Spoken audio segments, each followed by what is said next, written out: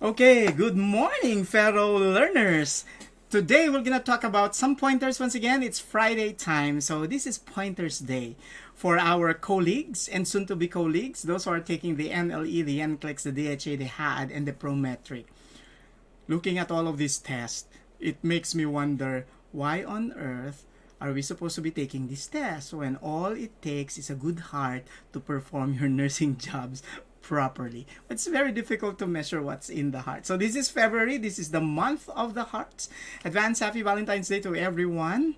And those of you who don't have any date on the Valentine's Day, the most important thing for you to remember is learning to love yourself is the greatest love of all. So it doesn't matter whether you're alone or with somebody else. What matters is you've chosen to love, whether that love is directed towards yourself, towards somebody else, towards your family, and towards God. What matters the most, you have love in your heart. Okay, so a pleasant morning, and to those who just tuned in, welcome to my channel. This is Ray Gapuz, your mentor, Mentor Ray. I'm a test preparations coach for the past more than 25 years, actually. Okay, so before we begin, let me ask you to join us in this mission. Our goal is to provide free NCLEX-RN application and review to 100 nurses.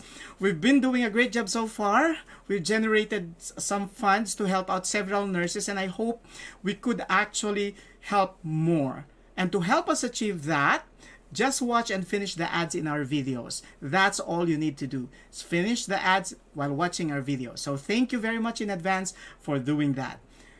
So if you have some questions or you want me to cover some concepts in the future videos, please don't hesitate to send me your questions through this email, mentor.raygapuz@gmail.com. And here's a disclaimer. So let's begin. Let's not make this introduction of concepts long. Let's get down to business right away. Okay? So let's begin with my favorite functional concept for those who are taking the DHA.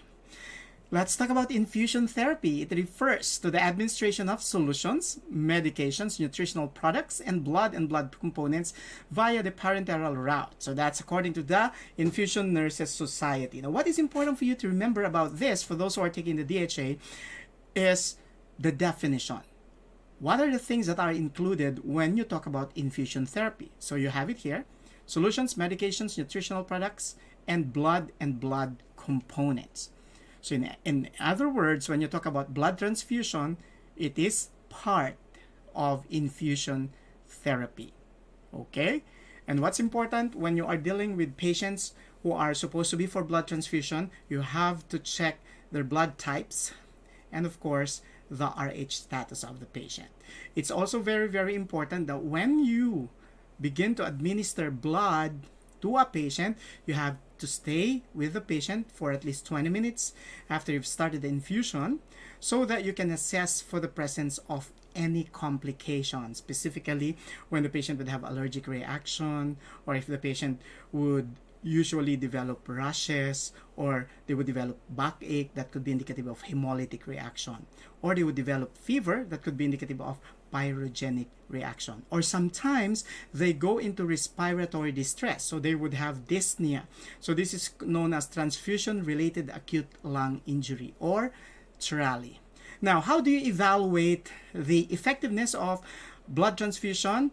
Well, the primary parameter is that when you're infusing blood to normalize the volume of blood in the patient's body, it's very important to take a look at the urine output of the patient. Okay, so pay particular attention to the urine output. It has to be within normal range. Let's move on. That's for our colleagues taking the DHA.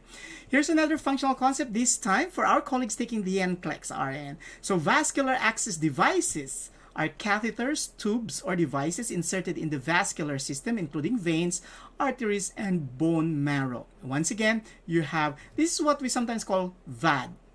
Vascular access devices. Is this the opposite of good?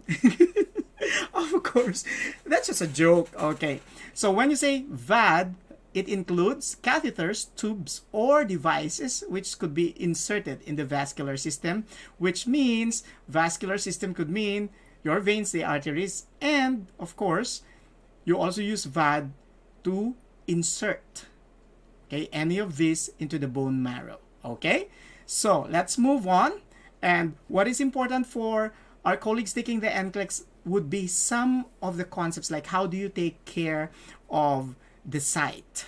What are the things that you need to focus on? We'll talk about that in the next functional concept. So, the central vascular access devices are used for long-term therapies. Talk about more than a week, okay, of infusion of medications, okay, through the veins or arteries. Total parenteral nutrition. Pay particular attention that the total parenteral nutrition is usually absorbed in the liver.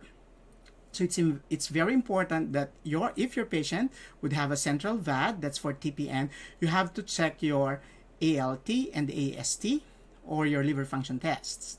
Now, for those who are taking the NLE, it's very important for you to note who prepares the TPN.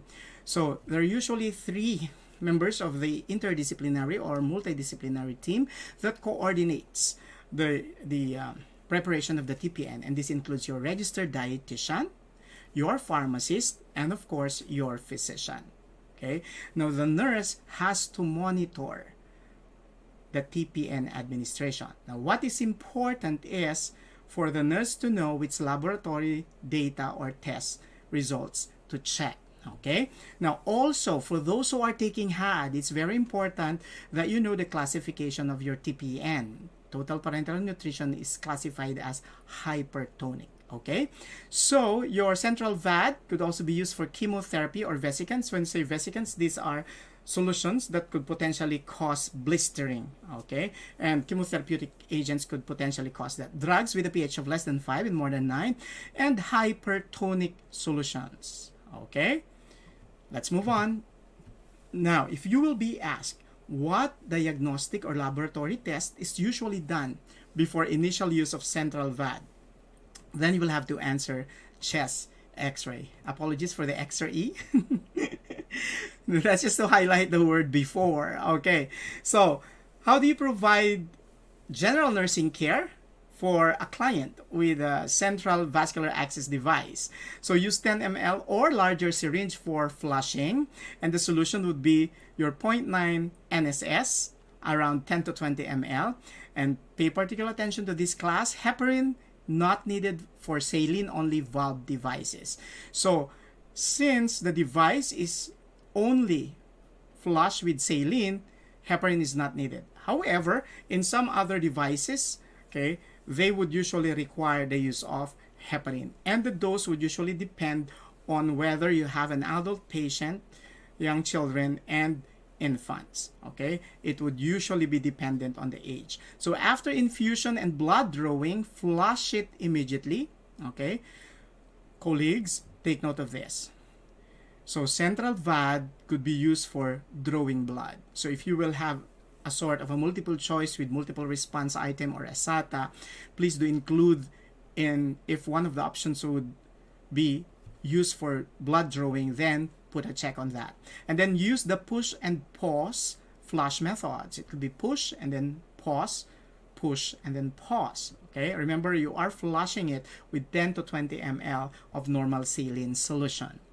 Okay, so infusion therapy tasks are delegated by the RN to the unlicensed assisted personnel in accordance with specific guidelines from the state's Board of Nursing. Now, we have to focus on this. Which aspect of infusion therapy can we, as the registered nurses, can we delegate to the unlicensed assisted personnel?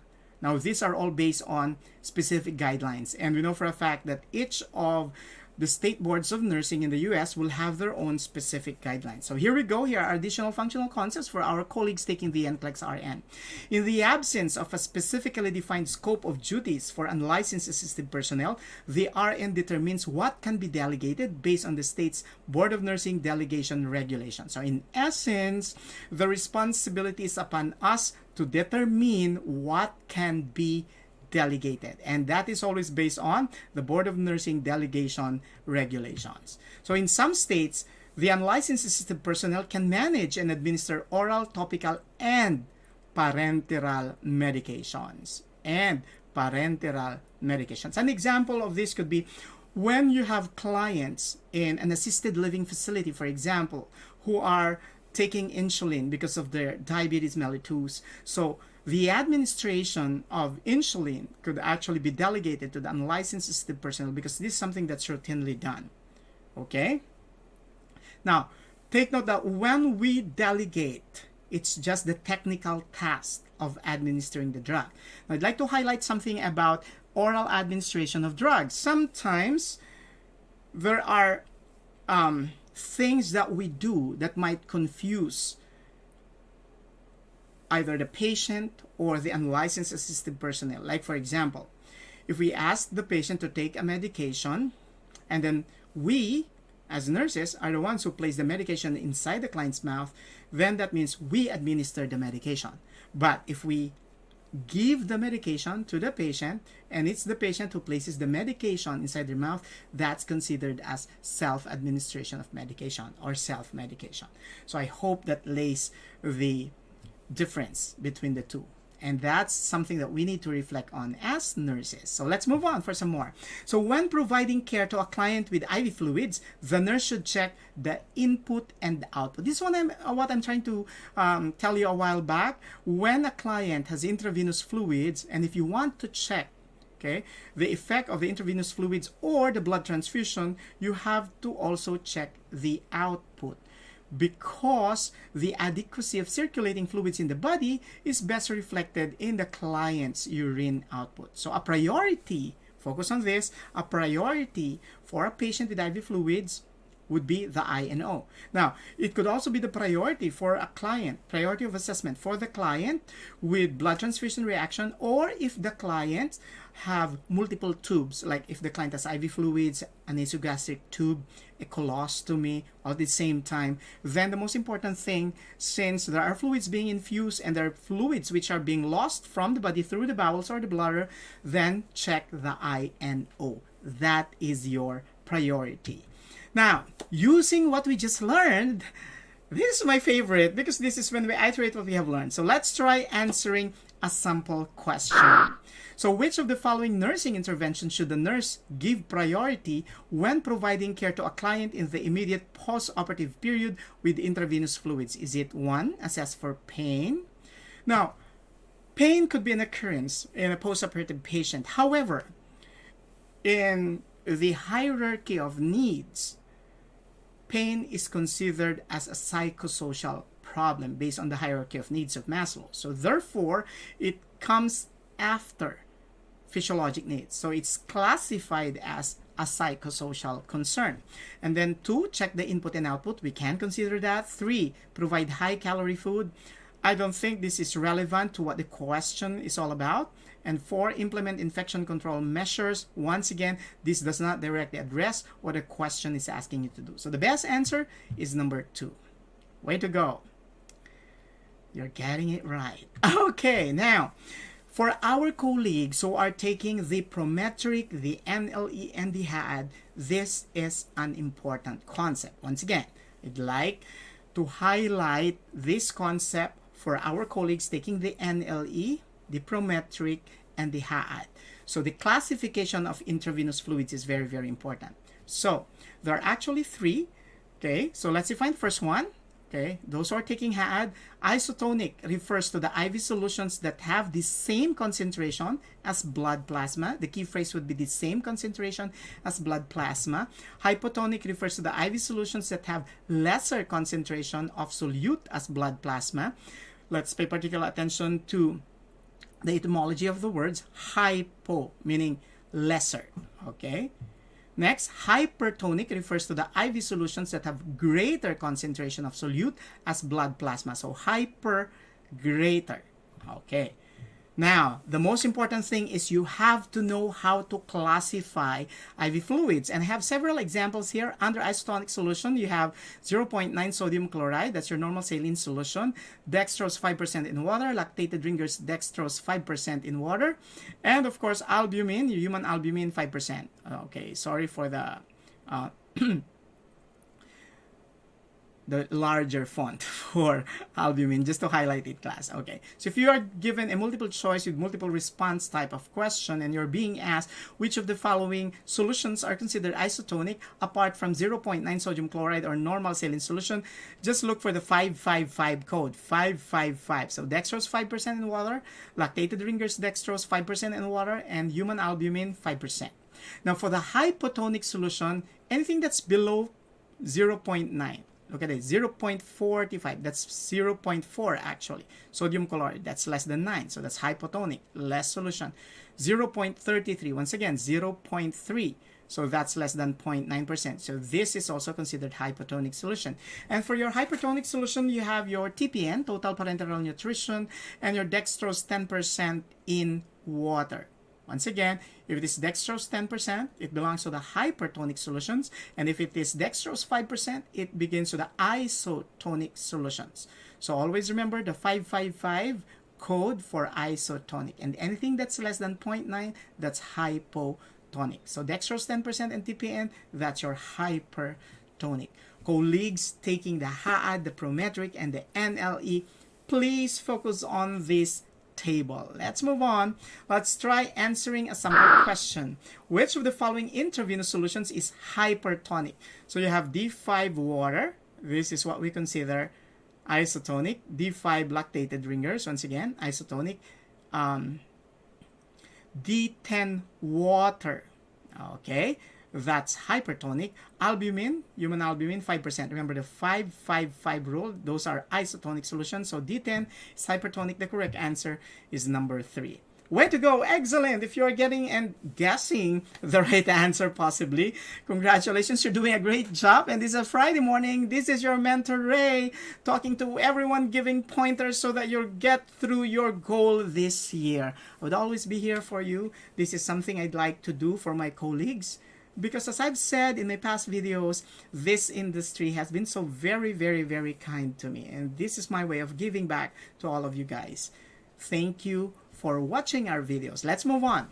So this time, let's have a functional concept for Prometric.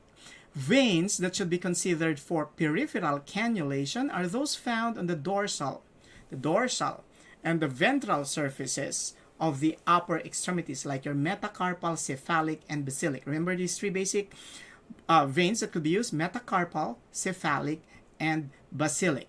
So IV site selection should be initiated in the distal areas of the upper extremities. So from the distal, meaning farther from the center, going upwards. Distal to proximal. It should never be the other way around. So it's begin with the distal sites, okay, or distal veins. So if we're going to take a look at an illustration for IV site selection, always remember to carefully examine both arms for most appropriate vessels. So remember metacarpal, cephalic, and basilic. Okay, so you have here your cephalic vein. This is sometimes very, very frequently used for blood extraction, but for administration of IV intravenous infusion, it would be better if you use a more distal site, okay, on the dorsal side, okay, of the metacarpal area, because here when you're flexing your elbow, that could potentially increase the pain of the patient. So areas that could be flexed by the patient are usually avoided. And of course, your basilic vein, it's further up your cephalic, okay. So if this has gotten inflamed, you just move up the basilic vein, okay. Just make sure if the original site has gotten inflamed, then you will need to use a site that's distal to the area, not immediately proximal, a little distal from the area, okay. So let's move on. So veins in the lower extremities of adults may increase the risk of embolism and thrombophlebitis and are therefore not indicated. Once again, I'd like to highlight this thing for our colleagues taking the nurse licensure examination in the Philippines. Remember, this is for adults. You would see a lot of babies having their intravenous infusion in blood vessels on their extremities or their scalp. But here for adults, we don't use the lower extremities because this could potentially increase embolism or thrombophlebitis. Once again, don't forget embolism and thrombophlebitis. phlebitis. So IV site selection should be routinely initiated beginning in the distal areas of the upper extremities. I've been telling you a while back, distal and moving up to the center of the body. So distal to proximal, not the other way around. So with what we've learned, let's try answering a sample question. And here we go. Which of the following principles of IV site selection is not true? Here's the keyword. Colleagues taking the NLE. Not true. Proceed from distal to proximal when selecting veins in the upper extremities. Yes, we've just learned about that. Proceed from proximal to distal when selecting veins in the upper extremities.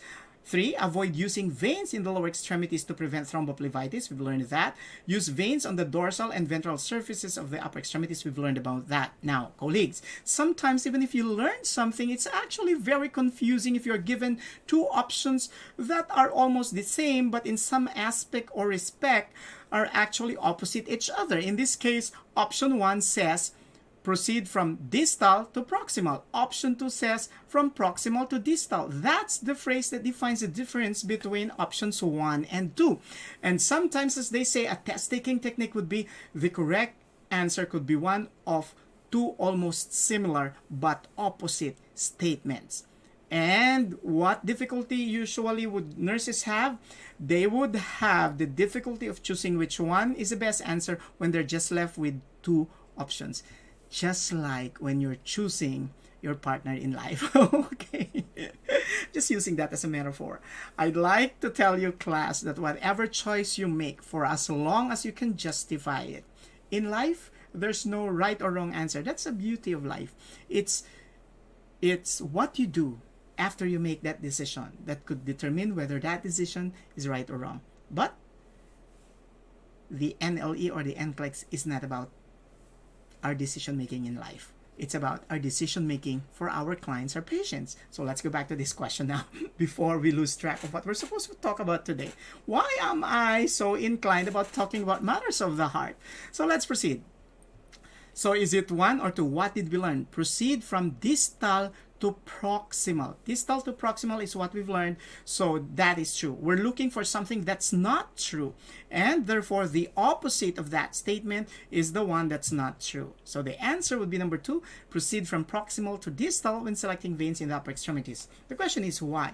Because if you begin with the proximal sites, once you've used that and that has inflamed, it actually would not give you the opportunity to use the sites which are located distal to that area or on the lower part of the extremities, because since there's already an inflammation in the upper part, could potentially also have the same complications when you use the distal part of the same blood vessel.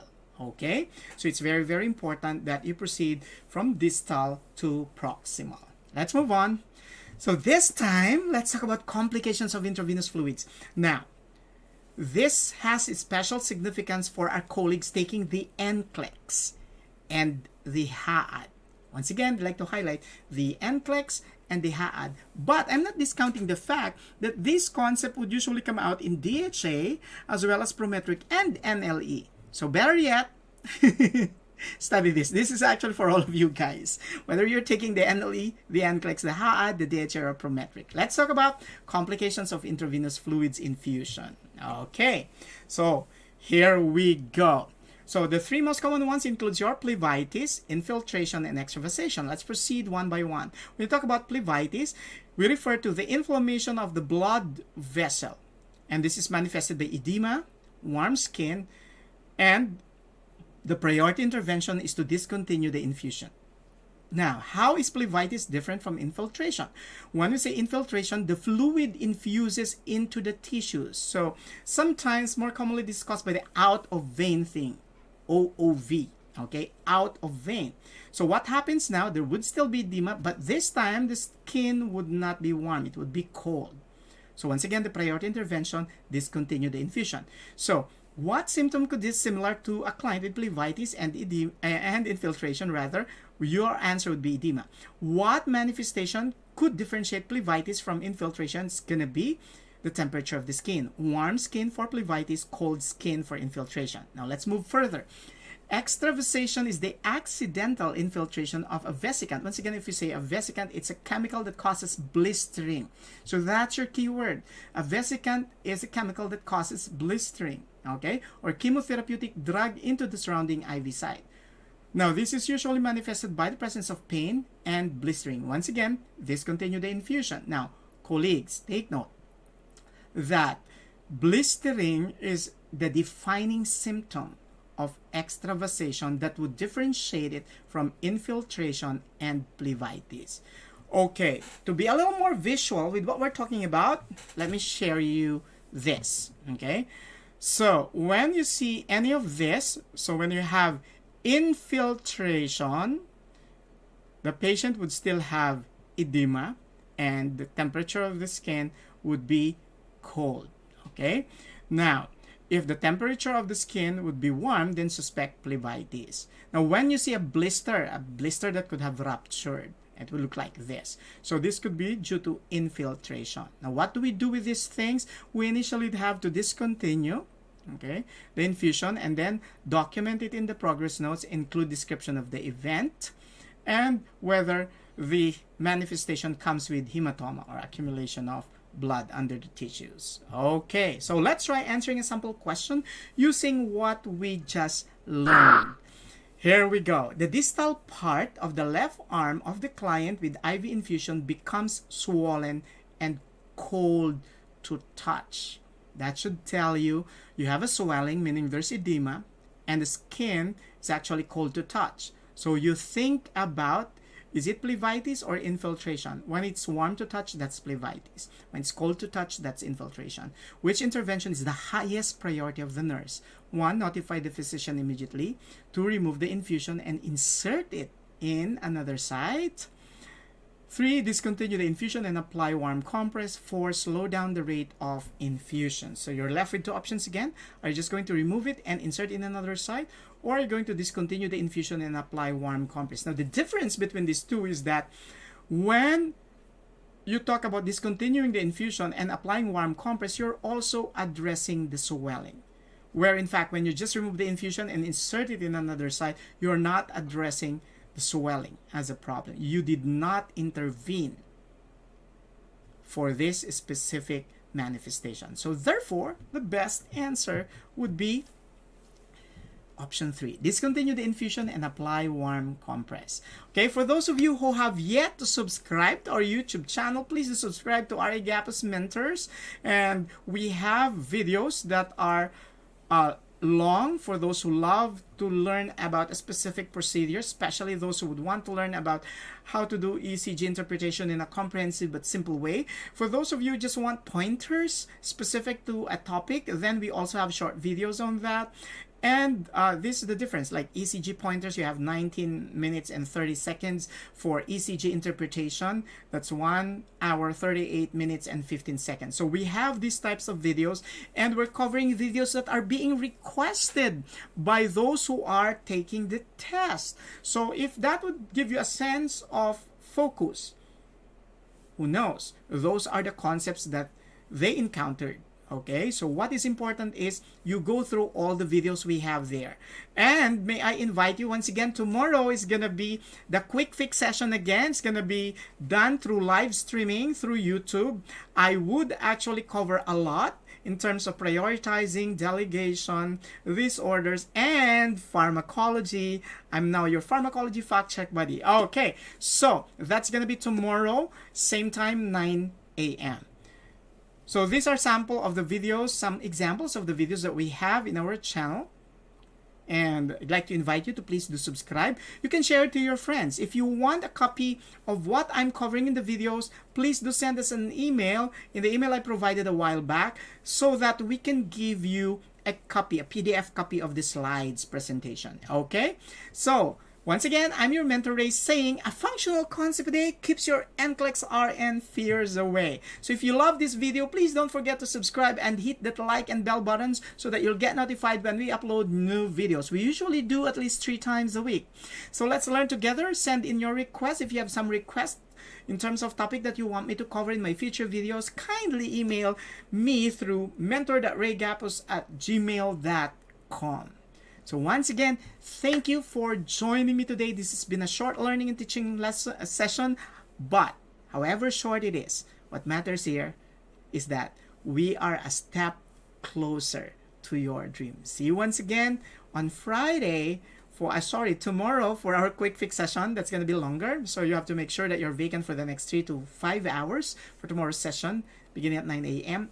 and next Friday again for a live streaming of our pointers for NCLEX, NLE, HAAD, DHA, and Prometric. Once again, this is your mentor Ray Gapuz, the one and only, okay, saying thank you for joining me today.